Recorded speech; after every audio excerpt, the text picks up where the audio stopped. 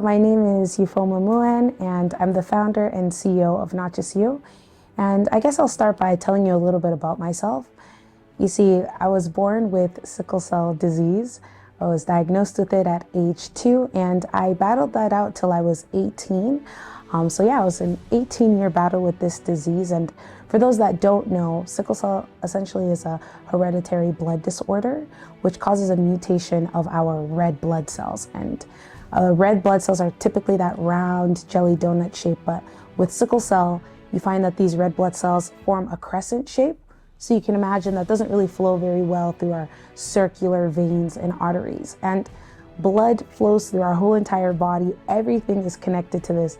So if there's a problem with the blood, you can expect that there's a whole host of negative symptoms, namely these painful vaso-occlusive pain crises, or these horrible pain episodes. Don't wish it on my worst enemy. It's bad. It's really bad. And those pain crises were definitely the start, the root of some of my darkest days. And I'm really grateful to God that I was able to overcome that. But it was a long journey. I would be dealing with my pain crises, going in and out of hospital multiple times a year, dealing with pain crises at home. I started taking like heavy narcotic drugs to mitigate my disease at like age 10. In fact, I think I was starting out with codeine at around age 5. And then around when I turned 10, the codeine had kind of stopped working for me. And I moved on to oral morphine. And so this disease is so severe, honestly. But thankfully, when I turned 18, I was actually eligible to have a reduced intensity bone marrow transplant. And that is a treatment that actually saved my life. My sister was my donor. And so now her stem cells, her bone marrow, actually is what saved my life. It's the bone marrow that I received as treatment, and now I am cured of my sickle cell. And so it has actually been 7 years now that I've been living sickle cell free. And my journey with sickle cell was one that, whilst I'm really grateful that I survived, I was resilient, it was a lonely journey. Sickle cell disease is so stigmatized within African, Black, Caribbean communities. It's not something that we talk about. Health in general is not something that we as Black people like to talk about. And so I dealt with my disease. Well, I'm so fortunate that my mom was someone who was bold, and she never hid the fact that I had sickle cell disease. It just wasn't something you heard about within the community. It was very much, my family is going through this, I am going through this, and we are alone in this battle. And eventually, even when I had my transplant, I couldn't find information resources. I couldn't find the support that I needed. Even some of my own family members growing up, they deemed sickle cell disease as like witchcraft. They deemed it as it was a death wish, and they wanted nothing to do with me. That's the type of stigma we're dealing with within the Black community when it comes to sickle cell. So all of this led me to the inception of NotJustYou, which is the nonprofit Sickle Cell Support Organization that I founded in 2018. I'm so grateful to have been doing that now for over 5 years.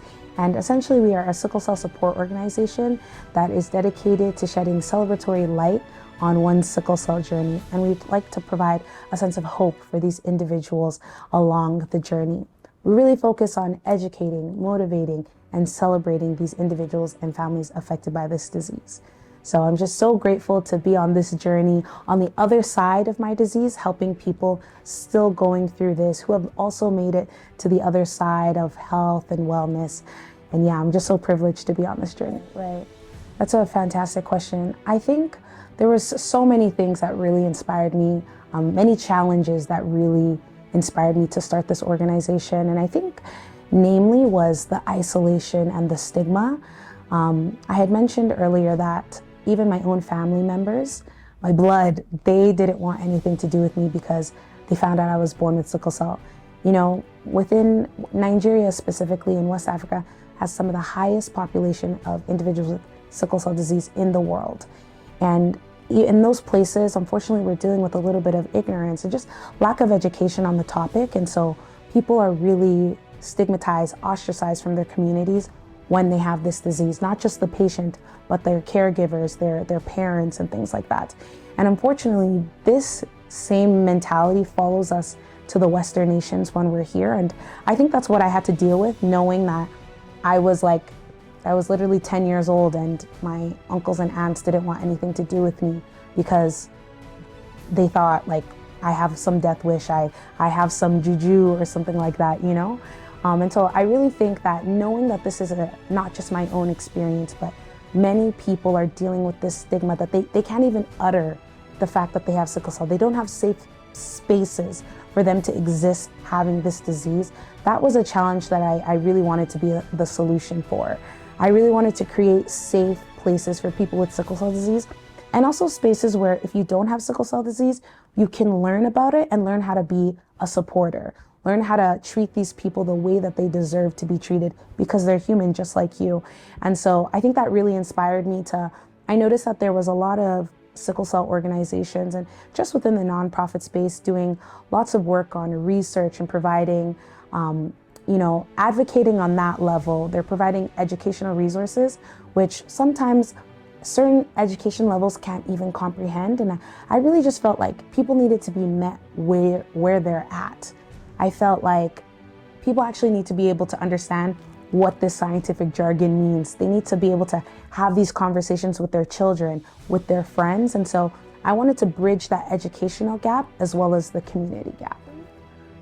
I'd say the biggest challenge that I faced supporting individuals affected by sickle cell disease, and women especially, is many of them are dealing with a lot of shame, and it makes it very challenging for them to actually seek out help. So I've got all these resources, I've got the funding, I've got the support groups, but they are not interested in being a part of that because they're still kind of bound by shame. And as women, we are the child bearers, we're the primary caretakers in a lot of scenarios, a lot of cases. And I find that the burden of when a child is born with sickle cell falls on the mother, falls on women. Usually they're the ones who get ostracized. That's how it was in my case. It was my mom had to take her sick child and go, and I find that becomes a real challenge because we're not able to have more women talk about their experiences for other people to hear and get the healing that they need, to get the reassurance, the validation that they need, because everyone wants to hide in the shadows. I'm trying to, plan events to make sure that their voices are heard. So, pharmaceutical companies, medical, healthcare professionals can hear how they can better serve these individuals, but they don't even want to come out to voice their concerns, to voice their needs, because they're hiding in shame. So I definitely say that's my biggest challenge dealing with the sickle cell community. Definitely. So I'd say some of the more effective ways that we've been able to reach individuals affected by sickle cell disease, and particularly women, is just having conversations with them one-on-one and also within group settings. I found that people often just need a place to vent. They need a safe place to speak where they won't be judged. And it's specifically with sickle cell because people haven't been provided with those spaces. Being that space has been so effective in breaking down those barriers of interpersonal and intrapersonal stigma that they're dealing with. So I definitely think sitting down and getting into the aspect of storytelling. I'd say storytelling has been a game changer. There is so much power in communicating your story, just letting people know from start to finish, what did you go through? And having that shared moment where, oh, I went through this too, or you're not crazy. This didn't happen. This didn't just happen to you. You're not alone in this experience. It's not just you, So I definitely think that is one of the ways. And I'd say another innovative approach to just reaching the broader community that we've been able to utilize and that has been extremely effective is just using value-based experiences to reach people. And I talk about this a lot, and its essence is essentially just making sure you're providing experiences that before people even get to know your cause, get to hear your story, get to hear your mission, you're providing some value to them. And I have found that that's how we've been able to garner so much support and connect with people, because we're having events, we're creating spaces that people already want to be in. We're having networking events before we tell them about joining the stem cell registry. We're having a brunch before we give a platform for people with sickle cell to share their stories. These innovative and value-adding experiences, when you add value to others, they're more likely to want to add value back to you. So I think that's been really effective for us so far. So I definitely think providing that sometimes as a mother, as a woman caring for a child, sometimes our voices, what we're going through, like no one just asks, how are you coping with this? I found my mom a lot of the time, like when I was sick, she was sick also, but more times than not, people were concerned about me and less about her. And so oftentimes we like to actually just focus on the mother, focus on the caretaker by providing them with support groups for caretakers just to have those conversations where they're not feeling the guilt of some of the thoughts that they may be having, because what they're dealing with is really, really difficult. And then we also provide like actual physical resources for caretakers. When we do like our donations and our patient packages, we always try to make sure that we put in some monetary resources for them to take care of things while they're taking care of their child. So at the end of the day, like sometimes more than just emotional support, the physical support is also needed. Absolutely. I think that's a really powerful question, just meditating on what the future could be like for someone with sickle cell disease or caring for someone with this disease. And I think especially as women, traditionally, we are silenced. Our voices are not heard. Our opinions are not cared for. And I think at its core of sickle cell disease, but also just healthcare and beyond, I think for me, I see the future as being heard, period. I think that I've noticed that, especially when we get into rooms with healthcare professionals, we're explaining what's going on with us, we're not being heard. Sometimes we're telling our friends and our family members, I'm dealing with this, and they're brushing it off as, oh, you're being dramatic, or it's not that deep, just try and manage. Again, our voice is being suppressed. We're having these negative thoughts towards the people that we actually love, and we're struggling to deal with this because nobody wants to listen. And so I think the future for healthcare, and specifically people with sickle cell disease, because especially when they're in hospital and they're complaining, they're in so much pain, like, I need this much medication, this is my regular treatment, and the doctors don't want to listen to them because they don't believe that they're an expert in their own experience. Again, we're not being heard. And so I really, really would love for the future is that people of color, Black women, individuals affected by this disease, their voices are heard. When we speak, they're listening, they're taking notes, they leave room for questions. There are support systems that are actually meant for people to be heard. So a lot of mental health support, like the burden that many women carry is astronomical. Like it's out of this world. Imagine caring for someone now who's chronically ill on top of that. You still have to manage your regular affairs of the home as a woman, your regular affairs at work, and then you have this added burden that at any point in time, something could go wrong with my child. My child could be sick. And there's not a lot of mental health support that is catered towards that. There's also not a lot of mental health support that is catered towards managing a chronic illness, like providing these safe spaces for people's voices, their complaints, their burdens to be aired out and not bottled in. I feel like that would go a long way and would save a lot of lives. Like, you can imagine how many people, they're burdened with their own thoughts because they have no one to talk to, and they unfortunately take their lives. And so the future for me looks like being heard. Like it's almost crazy to say that like the future of healthcare should be diverse. It should be representation. Like, they always say representation matters. Representation matters. This is why. You want to see that representation. Yeah, this is why.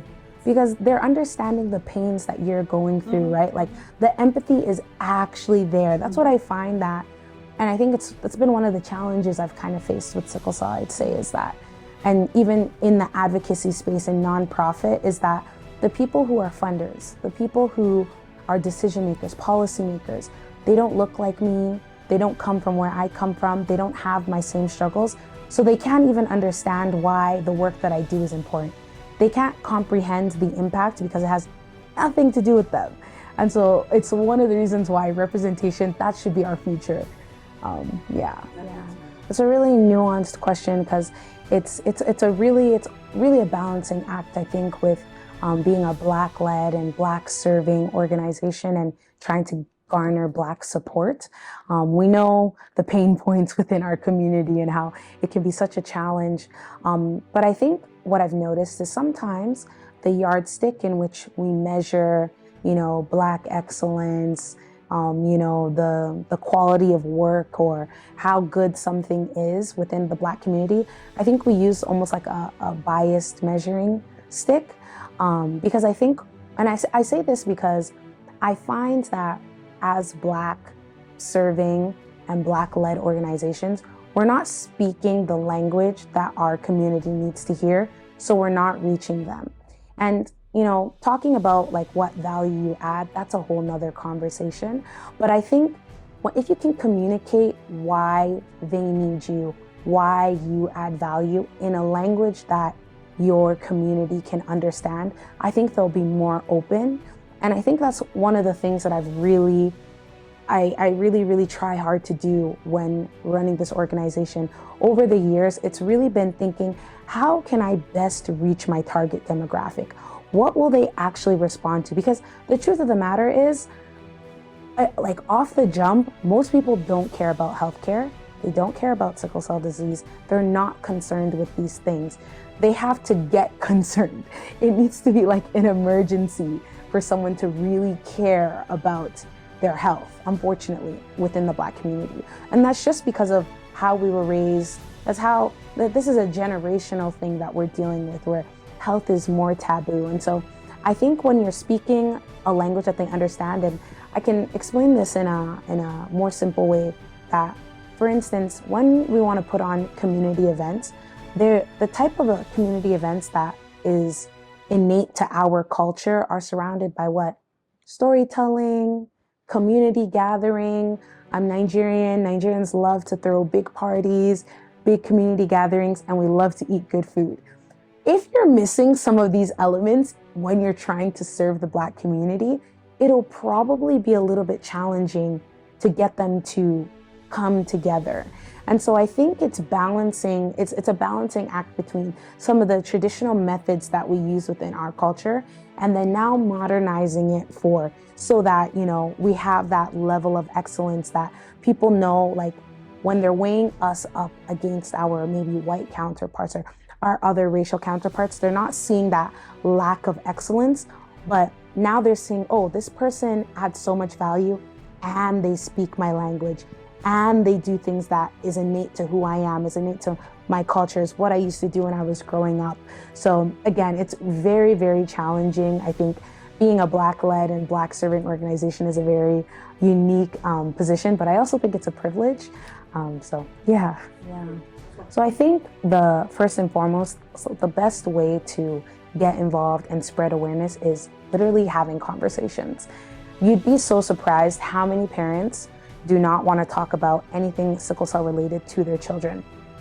When I talk to a lot of people my age, a lot of youth, and I ask them, do you know if you have sickle cell trait? Oh, like, yeah, my parents know that. Or, yeah, my parents are 8S or 8A, so I shouldn't have it. Have you been tested? And it's usually, oh, I'm not sure, my parents know. So I think it's about telling our children, telling the younger generation, and knowing for yourself that we as Black people need to take agency of our health. And the ways that we do that is by having these conversations. We're bringing awareness in our own circles just by having these discussions. I also think doing our due diligence to actually go get tested, to go get screened for sickle cell trait. That is, like I always say, like if I finish talking and you need to take one thing away, just go get screened. Getting screened for sickle cell trait it's a harmless thing to do, and it can save you so much trouble in the long run. By knowing if you have sickle cell trait or not, when you are getting into romantic relationships, you are family planning, you can have these discussions and plan appropriately. I'm not here to tell you whether or not you should go ahead if you both have the trait or anything like that, but it's always better to plan. It's always better to know things so you're not regretting things in hindsight. And so I always encourage people, get screened and ask people to get screened. If you're seeing a partner, ask them, have you been screened? And if they haven't, encourage them to go. And I also think the more that we have these conversations, we tell our doctors about the disease, we ask to get screened, the more they'll realize that this is a public health issue. And from the top, where the policymakers, the funders, the decision makers will start to see that ripple effect because they're seeing an increase of concern from the larger community. So I think those are the simplest ways that you can start to get involved. Obviously, volunteer, attend events, but at its simplest form, the best way you can get involved is just by having conversations and spreading that awareness. Yeah, so two advice. The first piece of advice would be to keep talking and keep advocating.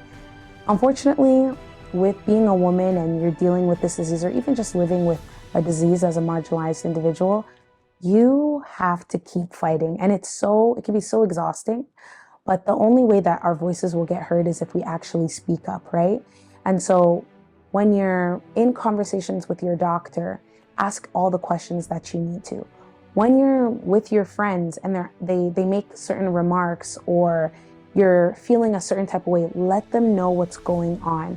I think it's really easy to get overlooked when people, it's an invisible disease. Sickle cell, people can't actually see that you have this disease for the most part. So it's really easy for what you're going through to be overlooked. And I think it's really important that we advocate for ourselves. We are our best advocate. We are our number one advocate. When you're in hospital, continue to pay attention as much as you can, or at the very least, have someone that can be there to advocate on your behalf, someone that can be your spokesperson in times where you can't do that. Find that person that you trust that you can do that. So just keep talking, keep advocating for yourself, because really it is a fight for our lives. And it's so important that we don't give up because we couldn't say anything or we felt like we shouldn't say anything. You should never feel like you need to be quiet. This is your life and we need to take control. And my second piece of advice is living with sickle cell can be really challenging. When the pain crises come, when other complications come, it really does feel like the sun has gone down.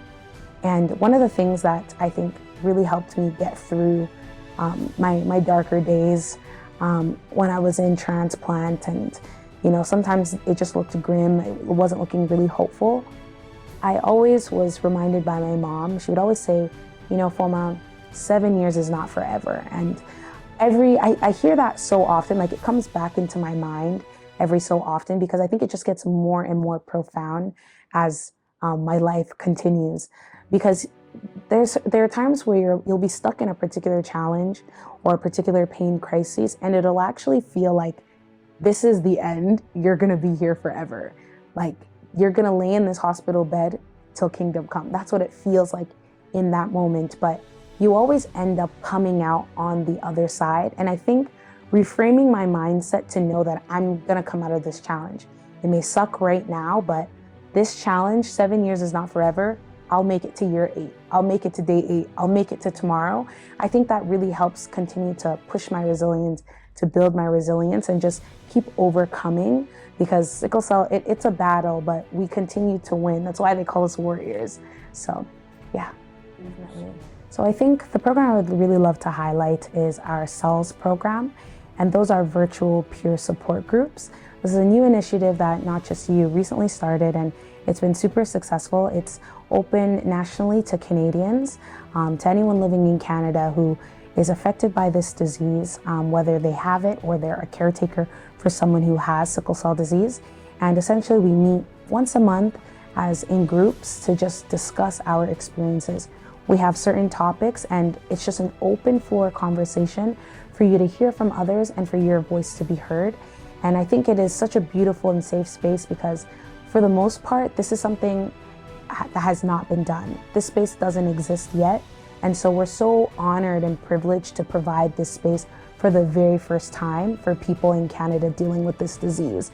It's beautiful to hear the stories and the testimonies of all of them saying, you know, it was almost jarring to be a part of this because I've never been surrounded with so many people with the same experience.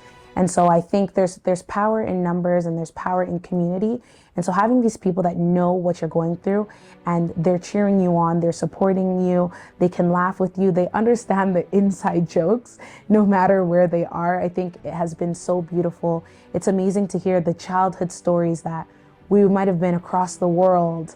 We might have been in two different places in life, but our stories are so similar. It's really, really profound. So I really encourage any of you out there to visit our website and enroll in the program. We're always accepting new people.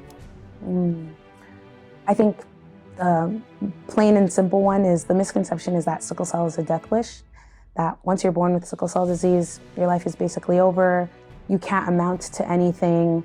A lot of the time, because, you know, there are times where you really are debilitated with this disease, it's this notion that sickle cell is all we are is developed. And through my life's work, through Not Just You, I really want to show people that that is not the case. It's one of the reasons why we actually collect stories from individuals around the world on their sickle cell journey, just to show people that you can thrive with this disease, to show caretakers that whilst, yes, my child has been going through this, I am still a phenomenal mother.